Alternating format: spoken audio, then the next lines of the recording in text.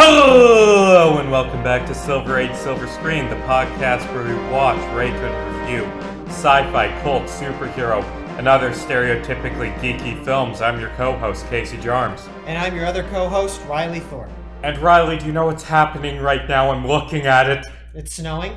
It's fucking snowing because it's winter now, and I hate this. I hate the cold, which makes me a lot like Batman and Robin, I guess. Yeah.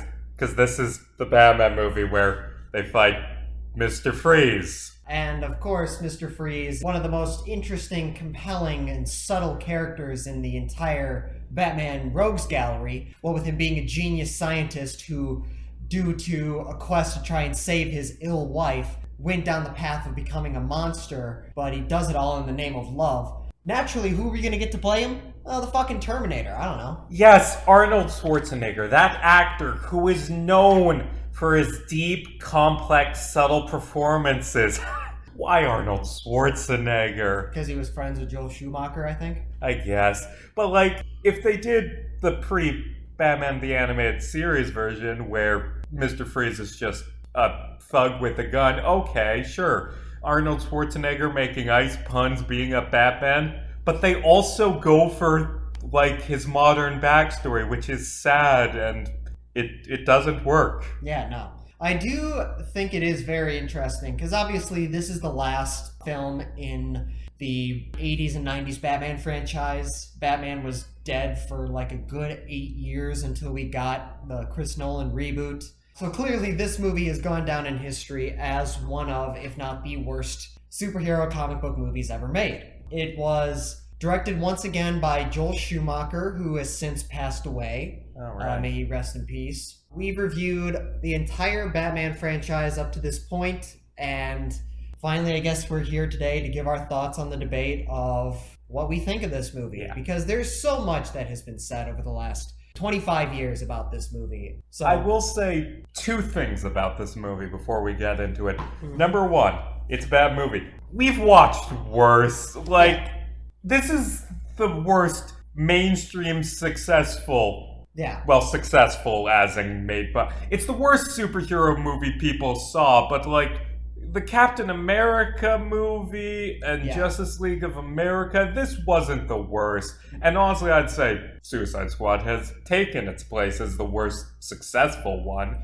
The reason why it's gone down in history as one of the worst superhero movies is because it was like really the first one where people's expectations of what this could have been versus the horrendous, over-the-top, balls to the wall, just batshit insanity, and not always in a good way, very hardly ever in a good way. I think this was just the first film where, it's just like this was the first really horrendously bad movie. But that said, at least it's competently made. We've reviewed movies on this show that are just, from a fundamental level, terrible. Plan 9 from Outer Space. Oh, God. The 90s Captain America movie. Like, we've reviewed other movies that are just from a technical and, like, storytelling perspective, like, horrendous, like, near unwatchable.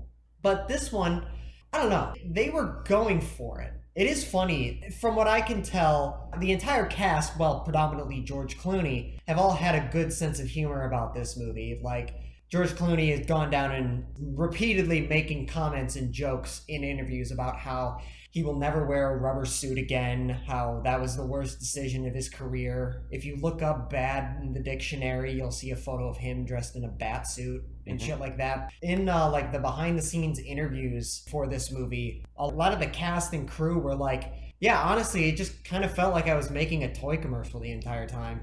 Because they all knew the type of movie they were making. I just don't think the life it took upon being so hated, I don't know if that's exactly what they were expecting, especially Joel Schumacher, who has, before his passing, had repeatedly publicly apologized for making this movie. And I will say, I kind of like this movie. It's an awful, awful movie. It's terrible. But it's so terrible and ridiculous in certain parts that it's just awesome. It's so much fun to watch. And it is both a blessing and a curse that this film was so hated, because this film led to this idea in a lot of Batman fans that Batman has to be dark and realistic and gritty, which gave us really good movies directed by Chris Nolan. And hopefully a really good one coming out by Matt Reeves. Eventually. Yeah, and a really bad one directed by Zack Snyder in between those. Yeah.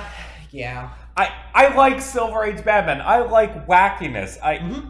You can have Batman be a deep character without him being an edgelord who just breaks people's legs and murders. Right, absolutely. And there's a lot of people who actually, to the more recent years, go on to defend this movie, claiming that if you think of it as a sequel to the Adam West 60s Batman series, if you consider it a sequel to that, it works much better.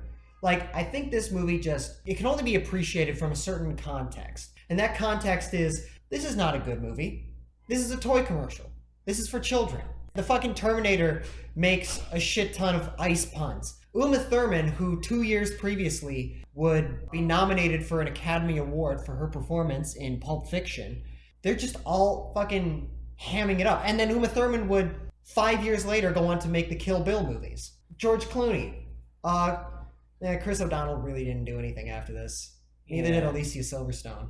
But those three, they got big name people who are just hamming it up for the purpose of making this balls to the wall, over the top kids movie. And I'm gonna go out on this might be a hot take, and I think, Casey, from conversations you and I have had, you're probably gonna agree with this. I think this is a better movie than Batman Forever.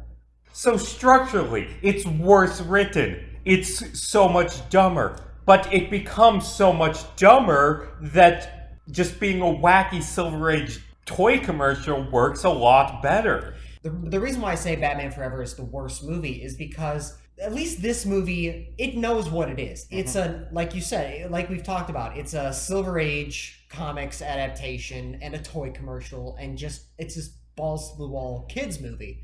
At least it goes all the way on that. Like, some of the hilariously bad stuff, it's in a way excusable because that's what the movie is going for. Batman Forever, on the other hand, for me, felt like this sort of halfway in between serious and dramatic, but also campy and cheesy. Like, it felt like the transitional period between the Tim Burton movies and this one. Mm-hmm. And because of that, a lot of the structural flaws and the weird, wacky, silly, cheesy moments in Batman Forever, they just didn't fit as well because the movie didn't necessarily commit to either of the two tones. This movie 100% commits to a tone, and because of that, I can excuse the quote-unquote terrible elements of this movie because it's a terrible movie and it owns it. Whereas Batman Forever is just this kind of half silly, half trying to take itself seriously, and it just doesn't work as either. So for me, Batman Forever is just whereas this movie, in addition to having a much better title than fucking Batman Forever. The titles are swapped. They should have been reversed. Yeah. Because Forever is a pun on four, and Batman and Robin is the one that adds Robin. Like, this should be Batman and Robin and Batgirl. Yeah, exactly. So point is, I think Batman Forever it was just so forgettable, and it didn't commit to a tone. Whereas this one, very much so, says, this is the movie we're going to make, and we're going all out on it. It's not good.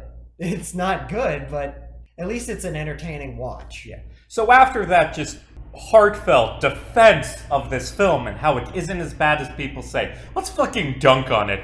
Let's begin, as this film does, with just close-ups on the crotch, ass, and nipples. With the costumes! They're so good! Mm-hmm. Robin gets a red version of the Nightwing costume, which they reused in the New 52, that works. It's actually a really good costume, better than is in Batman Forever. Yes. Batman, I don't like his costume. It's too black. You need the yellow logo for contrast. Yeah, I will say, this movie starts off, well, first off, back up a little bit. The title sequence, Arnold Schwarzenegger's name appears before George Clooney's name in the titles. I don't know if you caught that, but it does. But I do find it very interesting how the Batman suits, the skin-tight like nipples and abs and ass and stuff. I think the way it's presented and the close-ups and zoom-ins, quick cuts of all that, I do think that was a little going over the top. But I do think that Schumacher did have a good idea. Like, he knew how to present Batman in a very specific way. Like, Batman, these suits are modeled after, like, Greek statues and iconic works of art of the human figure. And the skin tightness of it, it's very sexually revealing. And Schumacher actually, in interviews, was open about the sexual nature, particularly homosexual nature, of who Batman's archetype is. And Schumacher, having been an openly homosexual man, was in a very interesting perspective to take this take on Batman. That said, we get some really tight close-ups on those nipples, and that's a little... Like I said, it was presented in a way, it could have been presented in a less in-your-face kind of way. Not in-your-face, a less over-the-top, cringy kind of way. But the point of what I'm trying to say is Schumacher had a very interesting idea of how to present Batman as a character and as an archetype and as a hero. And it's a shame that it was wasted in this movie. But, and honestly, you said, like, just Batman, he's supposed to look like a Greek statue. That's why he has nipples. Now I'm just imagining, like, the tiny little statue of David Dick, like, on his costume. It strikes fear into the minds of criminals. Yeah. It's like Alien, you know? Like how the xenomorphs, they conjure up ideas of male sexual assault. It's like, why don't we do that with Batman? Yeah. Apparently that's what Zack Snyder was going for. Yeah. That was a weird roundabout thing I just did there. So right away, we get into this film's iconic, wonderfully clever humor. Chicks dig the... Fuck, no, that's not what... Chicks dig the car, man. I want a car, says Robin. And then as Batman and Robin are driving out, Alfred says, I'll cancel the pizzas, because he orders pizza for them? Yeah. It's quippy. Like, a lot of people criticize a lot of modern superheroes, somewhat justifiably, for being too quippy, but at least their quips are kind of amusing. This movie doesn't have good quips, but it's very quippy. I will say, I don't know about you, Casey, but when Batman said, "This is why Superman works alone," I couldn't breathe for the rest of the night. That was so hilarious. #sarcasm. Which, this means that this universe has a version of Superman. But this isn't the same universe officially when, like, Arrowverse crossovers, which featured cameos of this and the Donnerverse, which means there's a whole nother Superman, a version of Superman we've never seen in this universe. Yeah, and Superman doesn't work alone. Yeah, he has like Supergirl and Steel. Krypto, Steel. I have seen, kind of a tangent, people like make fun of Batman for this. His whole thing is that he's a dark, edgy loner, but he has the biggest, most consistent supporting cast in comics. Yeah. He's a dark, edgy loner who lives in his family home with his adopted father and his 5 children. So this film begins with a museum robbery by Mr. Freeze. This over-the-top character played by Arnold Schwarzenegger with an ice ray who just makes ice puns. His minions are dressed like hockey goalies for some reason. And he's like stealing a diamond, a giant diamond, because it powers his ice laser. Not sure how that works. Batman and Robin, they jump in, slide down a Potosaurus, Brachiosaurus, whatever the fuck, long neck dinosaur. Yeah, long neck. Sorry, I'm not an archaeologist, but I love, like, I saw this montage on YouTube, like all of the different actors saying, "I'm Batman." Like Michael Keaton, Val Kilmer, even the animated series, Christian Bale, Ben Affleck, all those guys. Like, "I'm Batman," and then it just cuts to George Clooney. "Hey, Freeze, I'm Batman." Yeah. After sliding down a fake dinosaur. Like, yabba dabba doo! Yeah, which is cooler? I can't tell. Hanging from a blimp saying, "I am vengeance! I am the night! I am Batman!" Or, "Hey, Freeze! Yabba dabba doo! I'm Fred fucking Flintstone! This is my buddy Barney! Robin is Barney in this continuity. Yep. Batgirl is Pebbles. Yeah, of course she is. Batman and Robin, they play hell hockey with these huge diamonds, which there's a lot of really bad wire work in this movie. Oh god, like, there's a part where Freeze, like, grabs a security guard and throws him 20 feet in the air to knock his gun down. Sure, that wasn't a wire. That man, he just went straight up, slowly, 20 feet. There is a lot of very obvious wire work. It's funny to watch it happen, but goddamn is it bad. And I will say, the best part of this movie is the opening scene because of how balls-to-the-wall toy commercial dumb it is. Like, Freeze freezes the floor of the museum, so Batman and Robin click their heels together to make ice skates come out, and then they play hockey against Freeze's minions over the diamond. Yeah. And Freeze, like when he freezes the dinosaur, he gives the best line, "What killed the dinosaurs? The Ice Age!" No, it didn't, Mr. Freeze. You're a scientist. How do you not know that? Speaking of kind of bringing it back to the costumes, Mr. Freeze looks like the Michelin Man. Like a glowing neon chrome Michelin Man. I will say, I didn't hate the makeup they put on Schwarzenegger. No, like the blue skin works. Yeah, the blue and silver skin. I don't know, that was alright. But then you put him in this giant astronaut suit and, you know, have Arnold Schwarzenegger play him. I really don't like the costume. It's so clunky and over-designed. It has so many tiny parts, like, going off, and the helmet doesn't look like a helmet because it has that thing on top. Yeah. Like, compare this with the Batman the Animated Series, which is what this is heavily drawing from, where he has that simple blue and black suit. Sure, bulk it up a bit, but just have it be simple and sleek because he's a cool villain, pun intended. And the worst part is they get rid of the classic red goggles that just give him those beady, dark, empty eyes that are very good at capturing what he is as a character with just Arnold Schwarzenegger's eyes.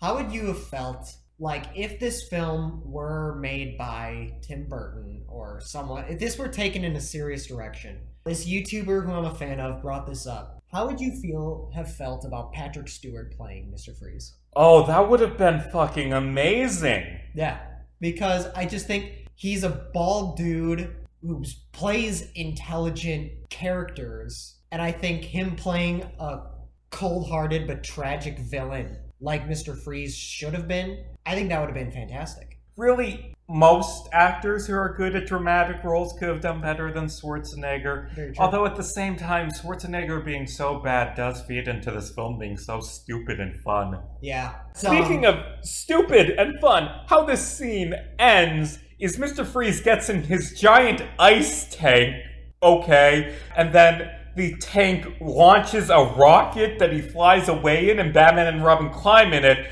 except that's Mr. Freeze's plan. He jumps out and flies away with his metal bat wings that Mr. Freeze has for some reason, and Batman and Robin have to surf out of this rocket.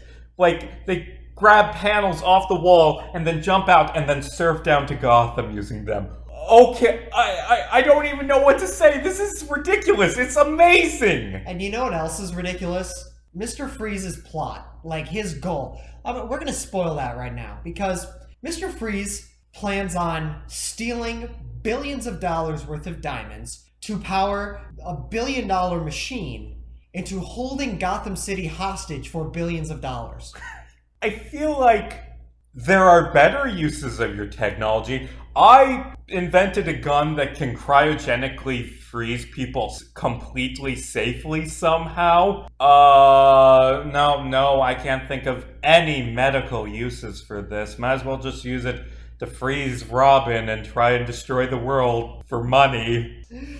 Yeah, it is just insane. Mr. Freeze escapes. Yeah, he freezes. It's this film, the whole thing is making Batman and Robin fight, and it's so obviously the thing that happens because of the plot, and the plot has to be written to have it happen very clearly. Convenience. Yeah, Robin runs towards Mr. Freeze to stop him, and Batman's like, Robin, don't! And then Mr. Freeze freezes him, so Batman could say, Robin, you're reckless because you did what me and you do in every single fight. The whole fighting in this movie is so dumb. Yeah, and this kind of goes into, there's been a lot of rumors about what exactly, had this movie not failed, they would have made a Batman 5. Wasn't it supposed to be Scarecrow and Harley Quinn, who was Joker's daughter, which is a very different take on their relationship? Yeah. The plot would have involved Dick Grayson going off on his own and becoming Nightwing. Mm-hmm. That would have been a subplot of the movie. So I feel like that, it's basically just Batman and Robin have this huge subplot in this where there's contention between the two of them because for no other reason than, they need to be fighting because that's compelling drama, but it's not compelling drama. It's like the theatrical cut of Justice League. There's that like one or two scenes where they're like arguing with each other that are added just for the sake of, the Avengers did it. They were a team. They're not a team. They're a time bomb, as the quote says. Like, it's compelling seeing these heroes who are supposed to work together. They're not working together well. But it just, in this case, it just feels like the reasons why they're fighting are so poorly executed and so stupid. A lot of it is them arguing over Poison Ivy. Yeah. Who has a crush on her? Or who does she have a crush on? Yeah. What? And also, that's worsened by the fact that they're fighting over Poison Ivy mostly because she has mind control on them. Like, yeah, it's just far-fetched. Like we said in the Justice League 2017 review, having your heroes on the same team fight, that can be good drama. Yeah. But why it works in the Avengers is because it's a natural result of their conflicting personalities. But to just have them fight for the sake of fighting without that being organic does not make it good. It makes it eye-rolling. No. Speaking of eye-rolling, I don't know if you noticed this, Casey, but George Clooney, I think he's a great actor. Don't get me wrong. Love the guy. But I noticed he has this little tick that a lot of actors do. I'm not calling him out. A lot of actors have tics. But Clooney in particular, he has that sort of sense of swagger about him that comes very natural with him. He's a very confident guy. But like, he wobbles his head a lot whenever he's not in the batsuit. Like, there's that part where he was talking with Alfred at the beginning, where he's sitting there like, I'm wobbling my head back and forth in front of Casey. For those who can't see me, obviously this is an audio podcast, but he's like just kind of standing there and he's like, keep your head still, dude. Stop fucking wobbling. He does that all throughout the movie, and once I saw it, I couldn't stop seeing it, and he just kept doing it, and it's so funny. Oh, and speaking of, Alfred's dying. You forgot to mention that. To be fair, it isn't stated at the start, but like as soon as Batman and Robin drive away, he coughs and then looks really sad because he's dying, and we're using tropes from the 18th century to show that. And we'll get more into that subplot, which I actually kind of think might be this film's best part. But yeah, Alfred's dying. Let's put a pause button on that, because we have to introduce our other villain.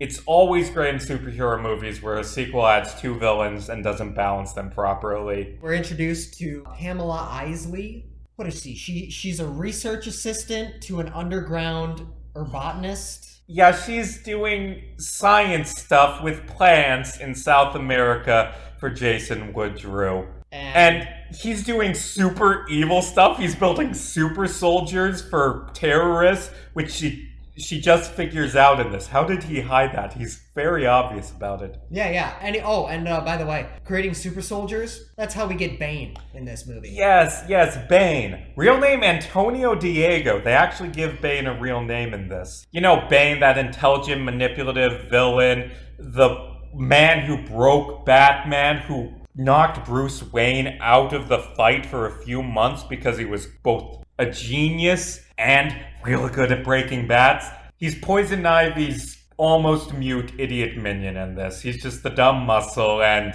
why, like, just have him be a generic guy? Or I'm sure there's some random loser from the comics you could have had Bane be. Why did you have to make it be Bane? Solomon Grundy, maybe? Yeah, Solomon Grundy. That's great. I would be down for Solomon Grundy in this. Yeah, like the Doctor could have been trying to do something with reanimating corpses using plant fluid and pheromones and stuff, and he makes a zombie. That would have been cool. And it's Solomon Grundy.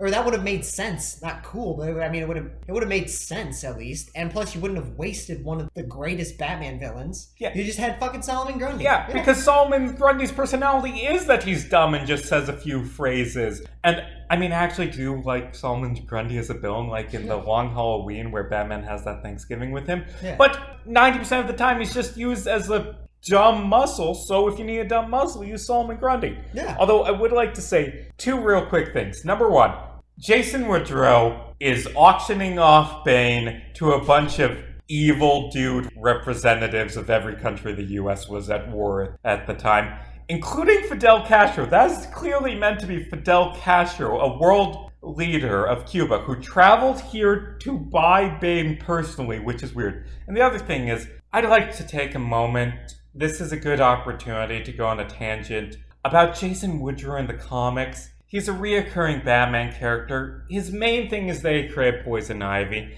but he's also his own superhero/supervillain, depending on the year, named Floronic Man, who is at the center of the absolute best Batman story ever. And I don't mean best in the way The Long Halloween's better. I mean best in the way that this is the best. So like he has plant powers, and he gets decapitated and killed off, and then a few years later they brought him back by revealing someone put his decapitated head on a plant and he just grew a plant body. The plant they put his head on was marijuana. He is a supervillain made of weed who teams up with Poison Ivy to sell dank kush to the people of Gotham. It's the greatest Batman story ever. Yeah, I mean, Batman's gotta put an end to that.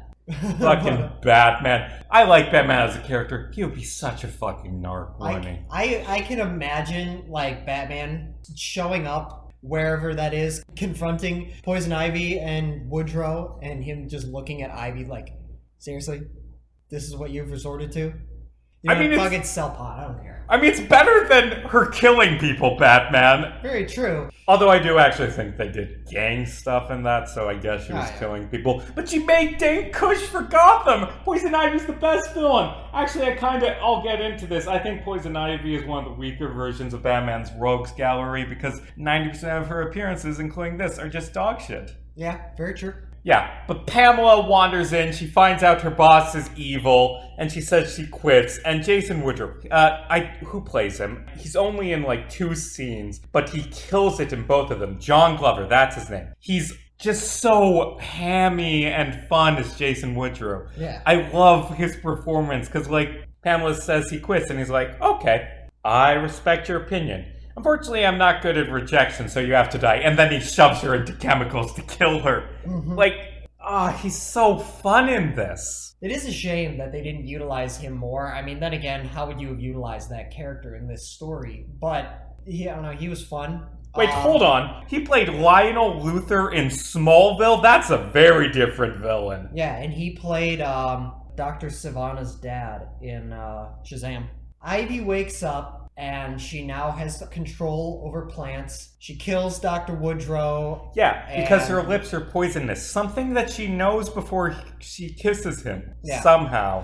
And also, I would just like to say, Uma Thurman is an amazing actress in everything I've seen her in, except this movie. Yeah. Oh god, I do not like Poison Ivy in this movie. She immediately just goes to cheesy supervillain who is also a seductress who doesn't really have much depth. No. She did Gattaca the same year as this movie. She's a lot better in that movie. Yeah. She was nominated for an Oscar 2 years earlier, and she did Gattaca that same year. Like, what? Poison Ivy is reborn. Mr. Freeze, I don't know, he has this weird song and dance number. Yeah, like from, what is it, The Year Without Santa Claus? They're like, I'm Mr. Ice Miser, I'm Mr. Snow. Yeah. Like, he makes his minions sing it and kills them if they don't. I mean, that scene, it mostly exists to show, he's got his frozen wife who he loves and wants to cure. But also, it just makes him ridiculous. He's sitting in blue pajamas out of his suit in a freezer, just making his minions sing and dance. From there, Alfred's niece shows up to Wayne Manor out of nowhere, and we get the incredibly funny quip of Robin opening the door going, "Please be looking for me." Alfred's niece, Barbara Gordon. Wait a minute. Isn't she traditionally Jim Gordon's Well, actually, to be fair, because Gordon is such a non-entity in these films, going with Alfred is maybe the better route. I mean, Batgirl isn't good in this, but No. her being Jim Gordon will make it better. She's played by Alicia Silverstone. She's Alfred's niece from England who's been studying at Oxbridge, that university that exists. She's been studying computer programming because A, she's Oracle in the comics, and B, because it gets paid off, like it's mentioned once and then it saves in the climax. And she doesn't have a British accent, which bothers me. She's British in this film, but she has an American accent. It's bad. We get a scene of Bruce Wayne having a press conference in front of the entire city about this network of satellites that Wayne Tech has just conveniently placed all around the globe that could potentially, if taken over, destroy the world. That's never going to come important later on. Yeah, at this scene, we're introduced to his love interest in this movie, whose name I forget. She's barely a character, which is probably for the film's benefit, considering how hit or miss his love interests normally are. She's just, I'm dating a woman, and I don't want commitment. It's fine. But also, Pamela Isley introduces her to Batman and gives him a plan to, fix all of Wayne Tech's pollution. And he, turns it down. Right. Because it'll kill a lot of people. Yeah, and I'm gonna get into why Poison Ivy fails.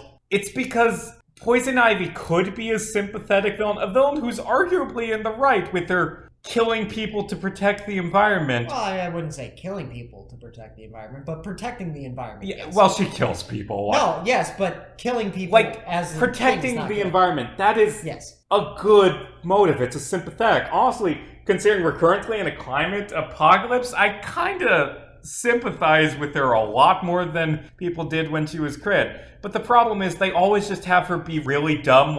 It's not, I'm going to stop the cutting down of the rainforest. It's, I'm going to murder this man because he stepped on a lawn. It's just dumb, and she's... The only time I've ever seen her portrayed good is in the Harley Quinn show. Poison Ivy has great potential. She is always a terrible villain, and this is one of the worst, because they're trying to do this environmentalist straw man, and also have her be this feminist straw man, and also have her be the femme fatale seductress, and none of those work well. And also, minor thing, Batman turns down Poison Ivy's plans to, fix all of his pollution by saying, people need to burn diesel to power their homes. What? I'm sorry, was that a thing? I don't think that was still being done in the 90s. There were much more efficient, less polluting versions of home heating in 1997, Batman. You're supposed to be if we don't burn diesel gasoline, people will freeze to death. There are alternatives. What the fuck are you on about?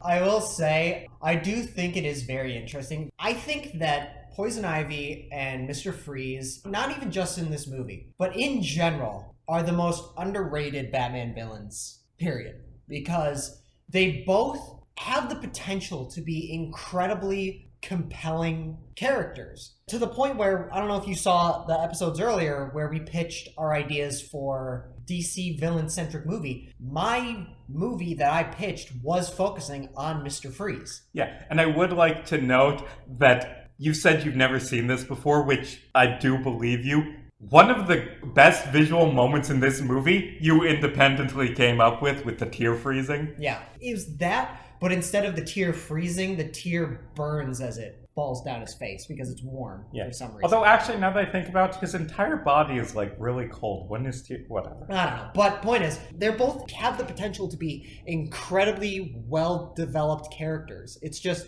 due in large part due to the fact that this movie changed the public's perception of them being this is what they are, because that's what movies have the power to do. Movies, way more than comics and video games and stuff like that, have the potential to sway mainstream audiences' opinions of certain characters in comic books.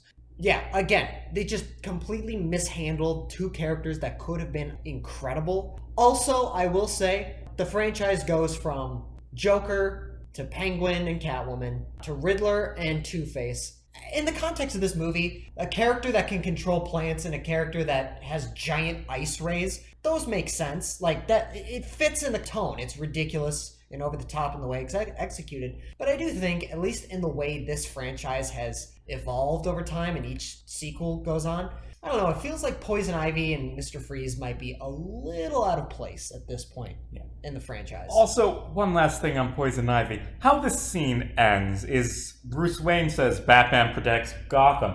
So then Pamela Isley walks off and she's like, if Batman protects Gotham, I must kill Batman and Robin. What? They haven't even tried to stop you yet. You immediately went to not even doing your plan, just going after Batman and Robin. And also you're narrating your plan out loud in public for the audience's benefit. Yeah, this is also after this one woman is walking at Bruce Wayne and there's like 4 security guards surrounding her like, ma'am, please you can't go there. This one woman. One of you could just stand in front of her and be like, you can't get past here. I don't fucking know. Oh, and also, they do the same thing they did with Catwoman. The exact same civilian before she gets her powers appearance. Oh, yeah, absolutely. Like, it's so cliche, like, ooh, give the hot, famously beautiful actress, give her glasses, and then have her take them off when she becomes the femme fatale. Yep. Ooh, we're genius. She was a nerd, and now she's hot because she isn't wearing glasses. Yeah, I will say, the idea of Bruce Wayne... First off, George Clooney, much like Val Kilmer, I think George Clooney could have been a great Bruce Wayne.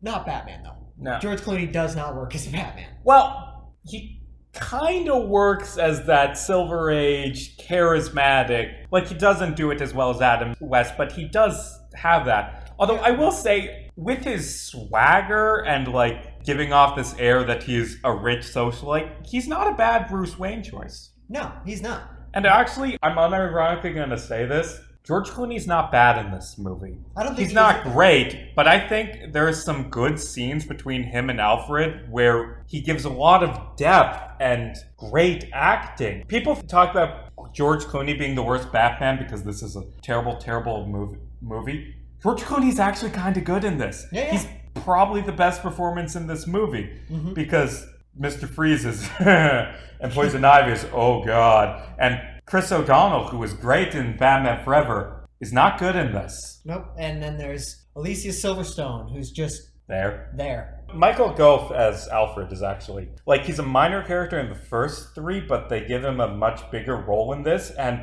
it shows off that he was a great casting. He does a good job in this. Yeah, absolutely. I think there are many problems with this movie. George Clooney is absolutely not one of them. He is very good in this role. He does what he can. And in addition to that, I also like the idea of Bruce Wayne having this gorgeous celebrity woman at his arm because, you know, that's part of his cover. Have you seen Batman Year One, Casey? It was a long time ago, but I assume he has, like, just a dumb, like, generic hot girl at his side as part of his cover? Yeah, there was a part where Officer Gordon confronts Bruce Wayne because he thinks he has something to do with the crimes that have been happening. But Bruce Wayne, like, shows up. He has, like, a cast on his arm. He's like, oh, yeah, I was in a skiing accident over the weekend. And Bruce Wayne, he wears a robe. He just comes across like a douchey, drunk, rich guy asshole. He crosses his legs, but he's not wearing underwear under his robe. And Miss Gordon, who is in there, is like, oh, Jesus Christ. He has, like, an attractive woman sitting on the couch next to him. After the Gordons leave, the woman's like, I'm getting paid for this, right? And he goes, yeah, you'll get your payment soon enough. I just like the idea of him having this gorgeous woman that he just kind of keeps around, says, here's a bunch of money. Pretend like you and I are in a relationship. Don't say anything. We're not reviewing this, but that is the thing they do great in the Chris Nolan trilogy. Yeah. Him just being this douchebag socialite. I like where he needs a cover for him being out of the country, so he hires an entire Russian ballet to go on a yacht with him and then just sneaks away. And like him showing up at the restaurant with Harvey Dent and then buying it to get a table. But yeah, like, absolutely. That's something that I would totally believe Batman would do under his cover as Bruce Wayne. But then there's, like, multiple scenes throughout the rest of the movie where him and this woman are having deep conversations about their relationship and how they love each other and stuff like that. I'm like, what? It's just dumb. So anyway... We're spending a lot of time talking about that. Let's continue. Yeah. So anyway, Batman realizes Mr. Freeze is trying to steal diamonds. I've got a big diamond. I, as Bruce Wayne, will auction it off because that will make Freeze show up, which is a good plan.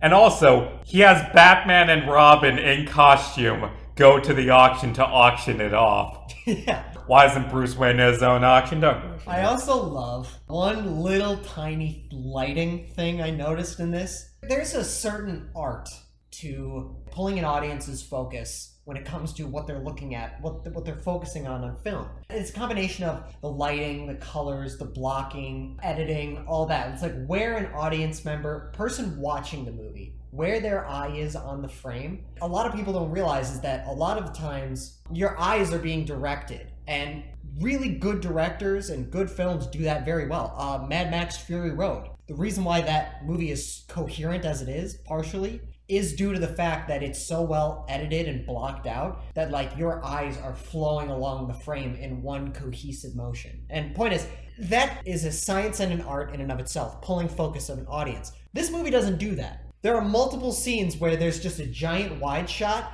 and what we're supposed to be looking at as an audience member, there's just a giant spotlight on them.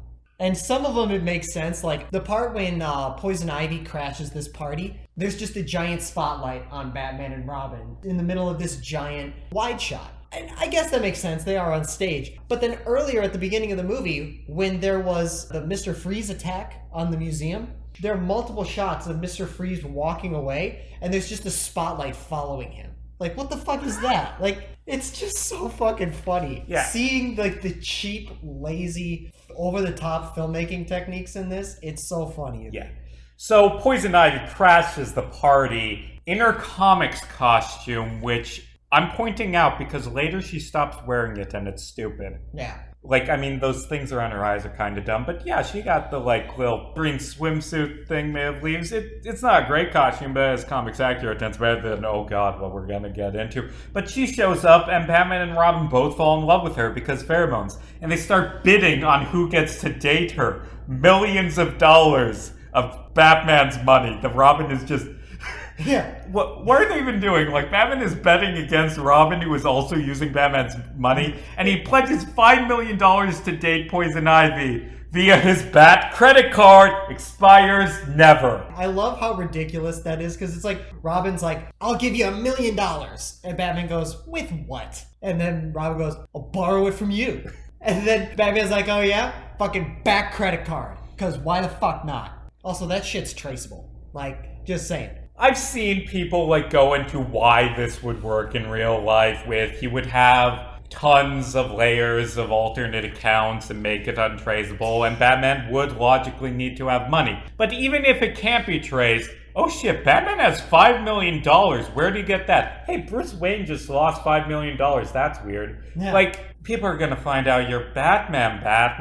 Yeah. Whatever. I mean, that one lawyer dude in The Dark Knight found out by fucking looking at blueprints. You think that someone else would be able to figure it out. Yeah. So, Mr. Freeze shows up and wrecks the party, and immediately Poison Ivy, when she sees him, she's like, ooh, I'm gonna spend the rest of the movie trying to tap that. Yeah. Like, that's her motive in this movie, is that she wants to fuck Arnold Schwarzenegger for some reason. And going off of what I said earlier, like, I do think that going from crime bosses and business and political conspirators like Two-Face, Riddler, Joker, and Penguin, like, all that, like, street-level crime, going from that to taking over the world with plant life that she can telepathically control and having giant satellites and giant diamonds that shoot ice rays and shit. Both of those just feel out of place in the context of the story up until this point,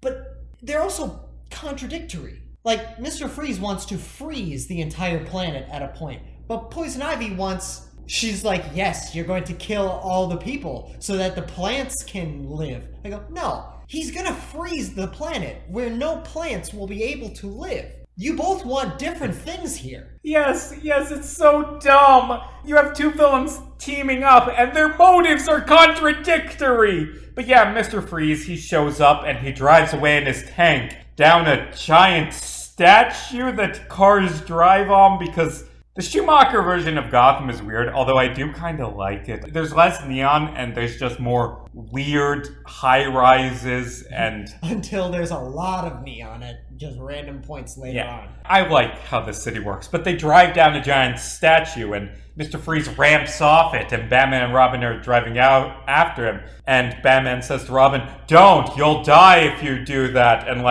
auto stops Robin's bike, which almost makes Robin die anyway, because he loses control of his motorcycle and almost falls to his death. Yeah. But Batman jumps after Mr. Freeze and catches him. Hour into this movie, and Mr. Freeze is already in jail. Well, guess movie's over.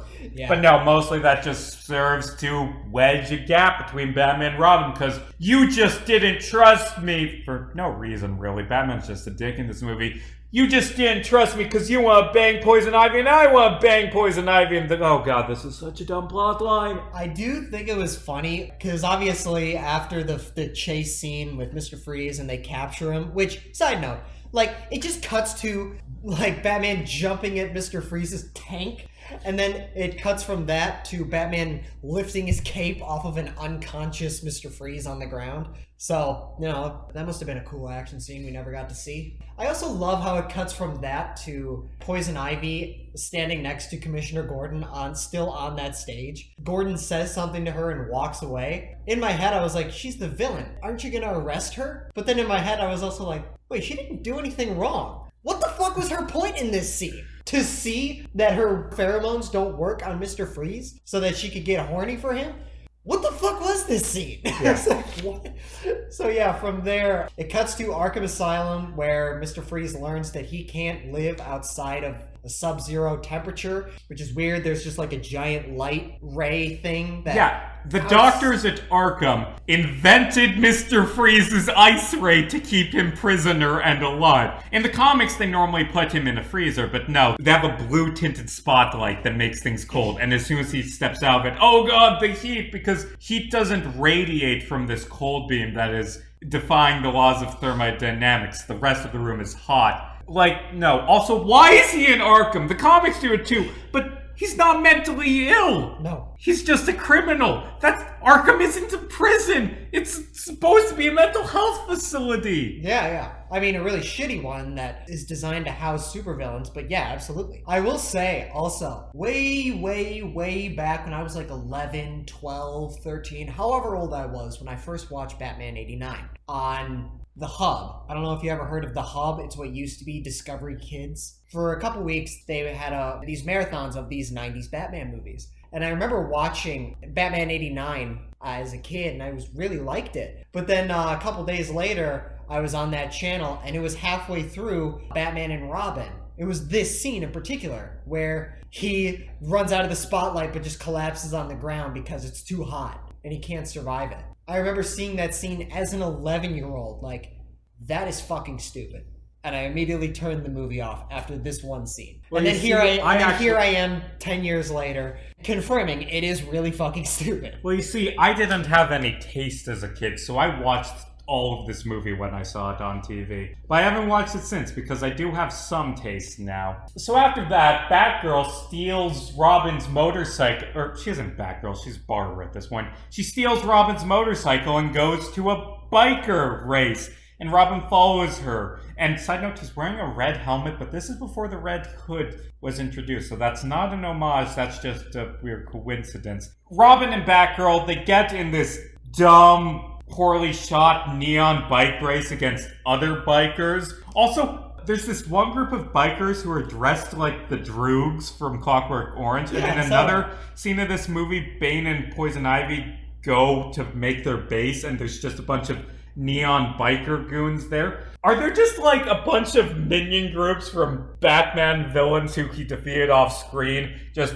wandering around looking for a new leader now? I think that's what's going on. Yeah, I think so. I want to find out what the Clockwork Orange villain whose minions are just hanging out bike races was. But yeah, Batgirl and Robin race, and it's not good. I did not enjoy that race. I thought it was dull. It went on for so long. Oh god, so long. And how it ends is friends of another biker, like, swing down on a rope and throw Molotov cocktails on the track, which explode into green fire for some reason. And then Barbara and Dick have to swerve to avoid it, and Barbara falls off a cliff because they're doing this on, well, not even a cliff, like just the edge of the road that goes to a 100-foot drop, because Gotham is a terribly designed city. And like Robin saves her, and now they're friends-ish. Yeah. She like explained she was kicked out of Oxbridge for biking a lot and not doing computer programming. Whatever, I don't care about the subplot.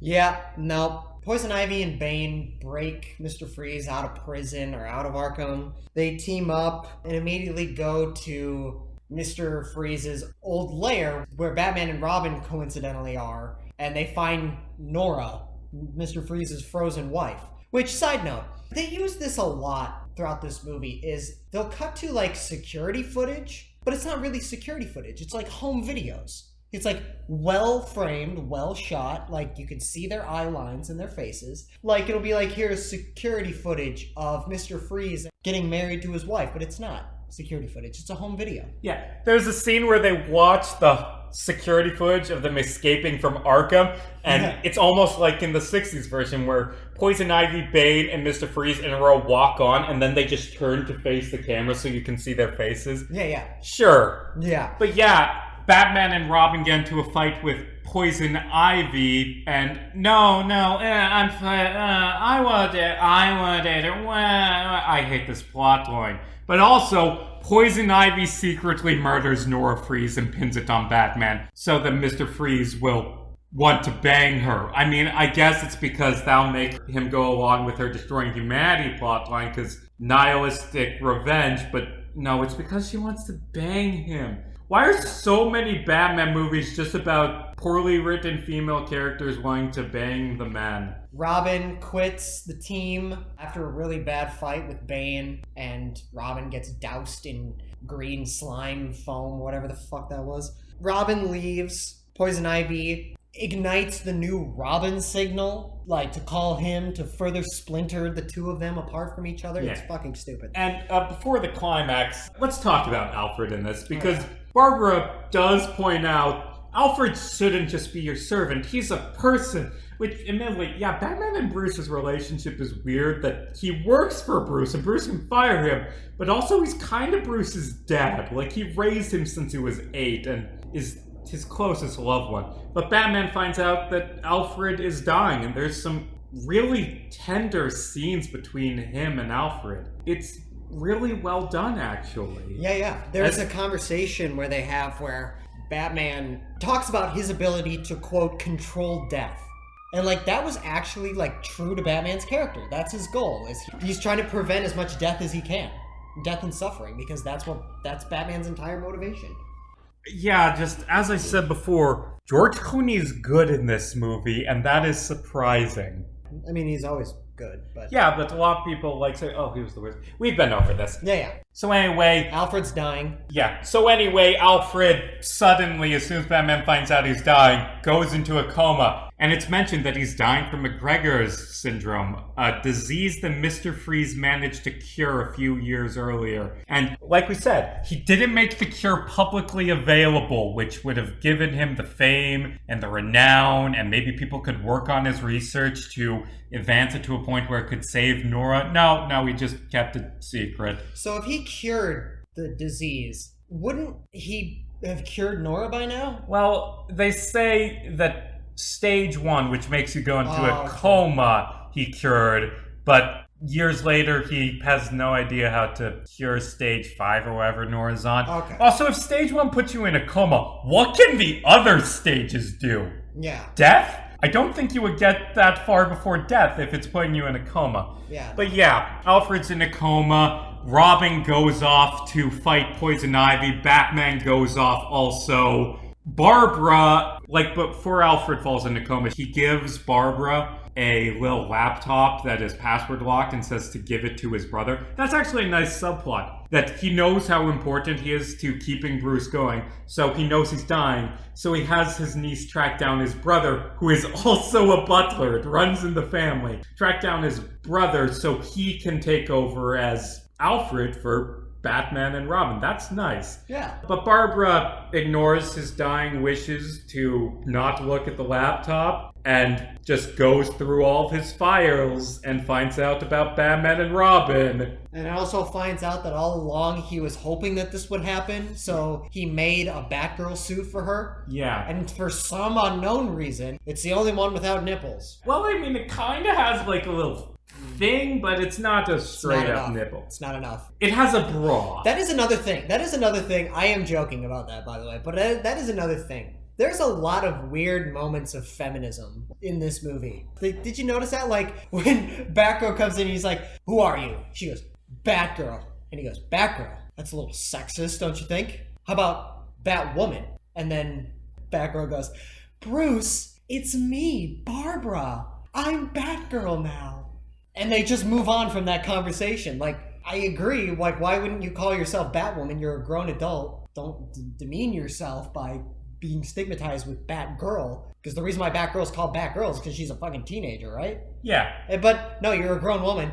And it's this weird stuff with feminism. And then they have her fighting Poison Ivy after Poison Ivy kisses Robin's rubber lips because fuck. I don't know what else to say. Fuck.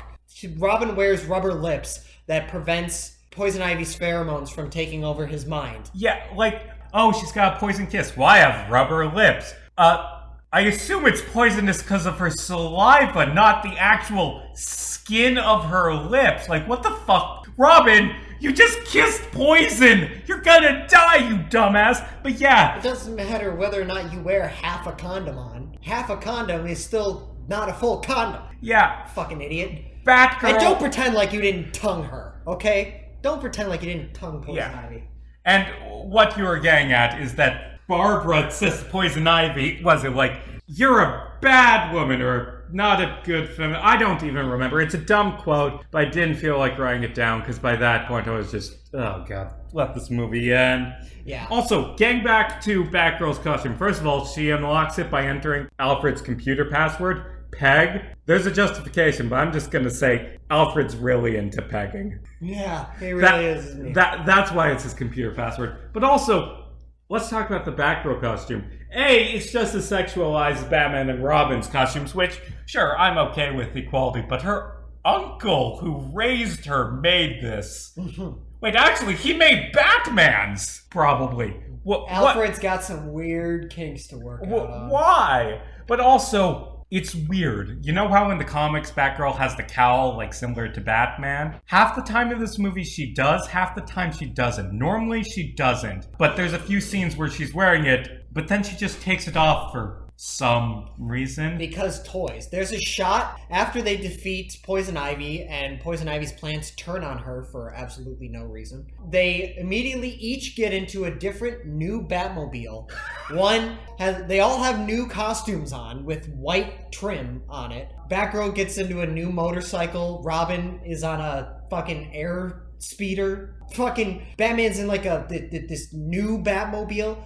It's all for the purpose of making toys about that. And then and all of this was to go to the observatory to fight Mr. Freeze and Bane. And as soon as they get to the observatory, Batgirl takes off the cowl and throws it away. All that was to sell toys of those vehicles and those costumes. And it's ridiculous from a war perspective, because at that point in the movie, all of Gotham has been frozen solid, and they will die in 11 minutes, because ice in this movie, it takes 11 minutes exactly to kill you. Not a minute less, not a minute more. Does not depend on the person at all or what they're wearing, where they are. 11 minutes. Gotham has 11 minutes before everyone dies that they need to stop Mr. Freeze. Yes. Better go back to the Batcave and change and then get into our new cars and then drive there. Oh my god, Gotham died because you want to be a toy commercial. But yeah, Mr. Freeze's plan is to use Batman's satellite mirrors to freeze the entire planet. And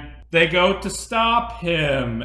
And I don't know. It's a climax. Batgirl and Robin fight Bane and chuck him off the side of a building. Batman doesn't murder in this movie. Robin does. Well, they didn't throw him off a building. They, kicked the venom tubes off of him, and then he immediately shrunk down to this anorexic dude. And then they're like, oh yeah, the observatory's gonna explode. They just left him there. Yeah, that's murder. Yeah. That is murder. Yep. Don't give me, I'm not gonna kill you, but I'm not gonna save you from this train that I crashed on purpose with you in it. Bullshit. Batman has a fight with Mr. Freeze, and there are a pair of scientists in there. They fight on the telescope as it's swinging around, and the scientists are just holding on. I don't know what the purpose they serve in the narrative is. They're just there. They were the scientists in charge of the satellites. Yeah, but they aren't the ones who fix it. They're just there for reason, holding on. To have someone to save at the end of the day. Also, Batman doesn't really save them. He just kind of ignores that they're about to fall to their deaths in his entire fight with Mr. Freeze. Yeah. Batman fights Mr. Freeze in a very poorly shot, poorly choreographed fight scene. He defeats Mr. Freeze, convinces him. Was Nora actually killed? No, which is... Yeah, because they Batman's show Poison Ivy killing Nora, and then Batman climaxes, actually, Nora's still alive. I saved her. Well, what if Batman was lying? He isn't. It's later mentioned again. But I will say, when Batman defeats Mr. Freeze, it is kind of a good scene. He, after knocking Mr. Freeze down, says, it's easy to take a life. It is much harder to save one. Yeah. Dr. Freeze. Help me save this person I care about, and I will help you in any way I can to save Nora. It's a really touching moment. Yeah. And then Mr. Freeze just pulls out of his arm the cure to McGregor's syndrome, which he just keeps in his armor at all times. Yep. And he gives it to Batman, who gives it to Alfred, and Alfred is alive. Yeah, he's completely fine. His brother, the butler, can fuck off and die for all we care because Alfred's alive. Yeah. Also, side note, weird thing about Mr. Freeze. Why is he called Mr. Freeze? I mean, his name is Freeze, which is convenient. Do you think he went into cryogenics because his name was Freeze? Most definitely. Yeah, but he has a doctorate. He's not Mr. Freeze. He's Dr. Freeze. You got a bunch of villains without doctorates calling themselves Dr. Whatever, and then this guy who's a genuine, accredited PhD. Nah, I'm Mr. Freeze. I'm stepping away from academics to focus on supervillainry. And come to think of it, isn't Pamela Isley also a doctor? Yes. We have two doctors as villains, and neither of them are fucking whatever. Yeah, a lot of Batman villains are doctors. I love how Batman is a very mentally ill man. Yeah. Batman needs a therapist. 3 of his rogues gallery are psychologists. Very true. What? That's weird. 4 or 5. What? You got Poison Ivy, you got... Well, she's a botanist. Very true. But Harley Quinn's a psychologist. Scarecrow, Hugo Strange, probably some minor characters. That guy in Serious House on Serious Earth, the main villain of that is who only shows up, and that's a psychologist. Yeah. Why does Batman keep finding psychologists? It's weird. From there, Poison Ivy is in Arkham, and her new cellmate is Mr. Freeze, who, for all we know, is going to torture that woman for the rest of her natural life. Yeah, what the fuck, Arkham guards? Yeah, you're a prison. The people in there are bad people. That's the point. But the fact that it's a prison and not just shooting them in the head means that you understand that even if they're bad, you're not the people who execute them. You basically just killed one of your inmates. That is... What is wrong with this prison? Well, many things. It's Arkham Asylum. Yeah. It's terrible. That's why it's so bad, because it's bad because Batman fights all the doctors. Yeah. But, how does this movie end? Doesn't it end with them running away from the spotlight? That is actually a pretty cool shot. Yeah, it's just this obligatory them running away from a spotlight. And that's how this movie and that franchise ended. As I mentioned earlier, Joel Schumacher was very, very interested in continuing this franchise going forward. There's some debate about what the title would have been. Most people are under the impression that the working title was Batman Triumphant, which is kind of a stupid title again, but it's a lot better than Batman Continues. At least we didn't get that bullshit. Schumacher has always said, no, that was never my intent. That was never the title. I don't know where that came from. The title he would have gone with is Batman Unchained. That's a cool title. Yeah, and it would have gone back to the dark, gritty, psychological take on Batman. Like I mentioned earlier, it would have involved him and Robin having a falling out, Robin turning into Nightwing, and then coming back at the end of the day and helping him. Basically, the plot would have revolved around Batman has been Batman for years. He's been doing this for a long, long time, and it's starting to take a toll on his mental health, as that would. And his support system, that being Robin and Batgirl, they're abandoning him. They're leaving him. Batman is on trial for all of his crimes because after a decade of, all the shit that he's been doing to the city, they decide, hey, maybe he's a little responsible for some of this stuff, don't you think? So Batman would have gone on trial for all of the stuff that has been happening in Gotham over the last several years. He would be at a point where he was very mentally disturbed. And in that, he's dealing with his past and his trauma. And in that, 2 new villains would come to Gotham to mess with his head. That being Harley Quinn, the daughter of the Joker from the 1989 Batman, who is out for revenge for Batman killing her father, or being responsible for the death of her father. He killed him. Yeah, he did. And also, Scarecrow was a psychologist in Arkham Asylum who developed the fear toxin and all that. Harley Quinn would have been allegedly played by Madonna. What? Which, that would have been shitty. Scarecrow would have been played by Nicolas Cage. This movie sounds awful, but this one was awful and I enjoyed it. Yeah, so it would have been a darker psychological movie exploring Batman's trauma, his abandonment issues, and all that. The climax of the movie would have been would have made this movie one of the most expensive films ever made, because at a point it would be Madonna's Harley Quinn and Nick Cage's Scarecrow fighting him. Then Scarecrow would have sprayed him with the toxin. Batman would have wiped his eyes away. And he would have been surrounded by Jack Nicholson's Joker, Danny DeVito's Penguin, Michelle Pfeiffer's Catwoman, Jim Carrey's Riddler, Tommy Lee Jones's Two-Face, Uma Thurman's Poison Ivy, and Arnold Schwarzenegger's Mr. Freeze, in addition to Nick Cage's Scarecrow and Madonna's Harley Quinn. And they would have gone, all these actors come back for this one scene. And they would have all just ganged up and beat the shit out of him. So all the actors would have returned for their roles, allegedly, and they would have all just beaten him up until Nightwing came in and saved them, and they all kicked their asses and saved the day.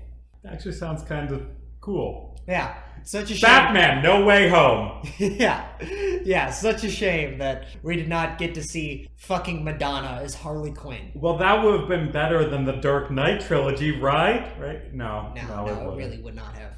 Obviously, it is a shame we did not get to see Tim Burton continue on with this franchise, because clearly, as soon as he left, that's when it took a hard dip in quality, the movies. But also, there is some basis to be said that even Batman Returns is when they started to go downhill, and I do think to an extent they're right, but I don't know. I like the idea of seeing Billy D. Williams as Two-Face, Brad Dourif as Scarecrow, Robin Williams as the Riddler, maybe Gina Davis as Poison Ivy, and Patrick Stewart as Mr. Freeze. I don't know. I would have liked to have seen those. But, I mean, what am I complaining for? It's been 30 years. We got the Dark Knight movies. We're getting the Batman. God, I hope that movie isn't terrible. Eventually. There's a lot more to concern ourselves with the current state of the DC cinematic universe than to be complaining about Tim Burton and stuff like that. So, I don't know. This movie's really bad, but at least it's fun bad, you know? At least it commits to the over-the-top cartooniness as opposed to being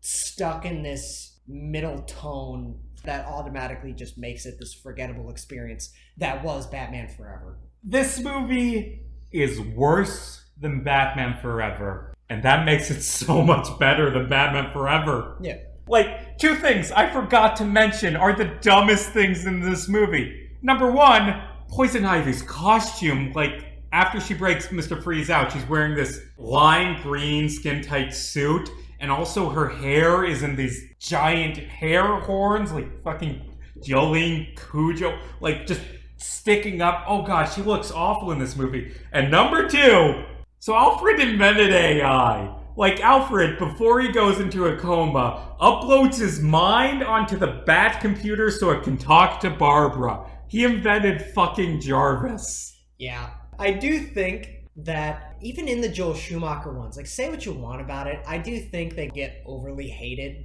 I mean, yeah, they almost destroyed the Batman film franchise, and yes, the creator of Batman died after he watched this movie. Literally. Like, he passed away. This was the last Batman movie he saw. The creator. Kane or Finger? Kane. Bob Kane. This was the last Batman movie Bob Kane saw. It killed Batman co-creator Bob Kane. What else can you say about this movie? I mean, he probably died from something else, but no, it killed Bob Kane. He saw those nipples and we're like... Beep. I do think that in the Schumacher movies, there is tangible, interesting themes and stories that aren't able to shine through. Like in the Batman Forever, there were deleted scenes that would have added to the subplot of Batman feeling guilty about Rob. Like he lost his parent, dealing with the death of his parents, which is something that the Tim Burton Batman movies didn't explore too much. The mental trauma that Batman has from his tragic past and all these feelings coming back with having to deal with Robin. Like, this kid comes to live with him, he becomes his adopted parent. Like, and he lost his parents in a tragic accident in front of his own eyes. Like, all of that was an interesting subplot. Got cut from that movie. Batman and Robin. There was interesting ideas of fatherhood. Like, Batman and Alfred. Robin and Batman. This idea of fatherhood. What does it mean, like, to be important?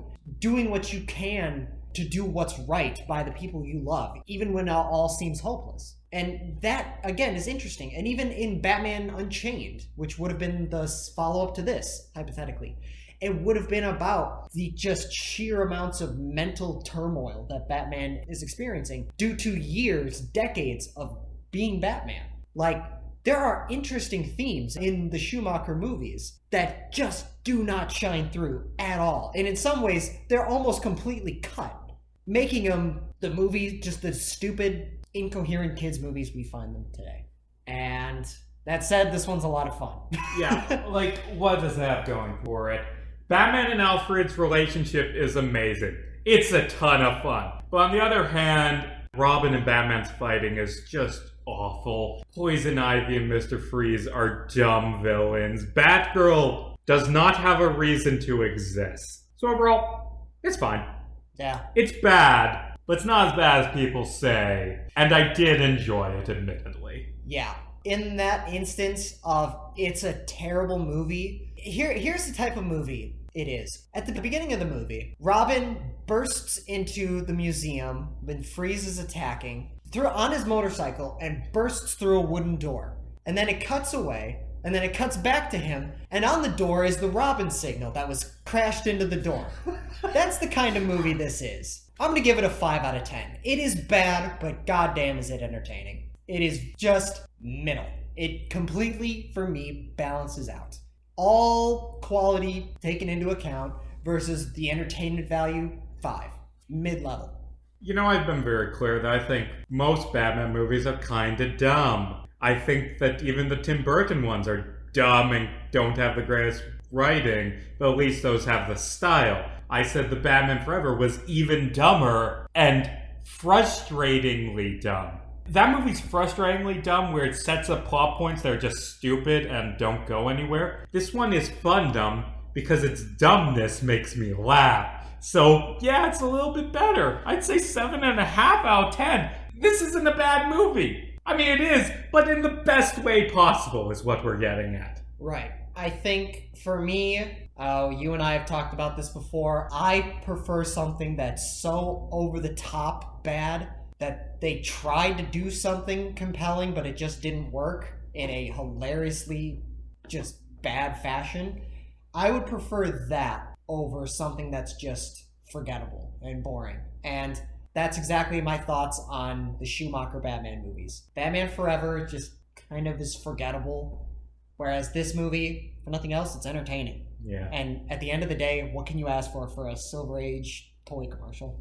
So, next week we'll be continuing the theme of fun movies, but with the fun movie that's actually good, because we're returning to the MCU to do Guardians of the Galaxy.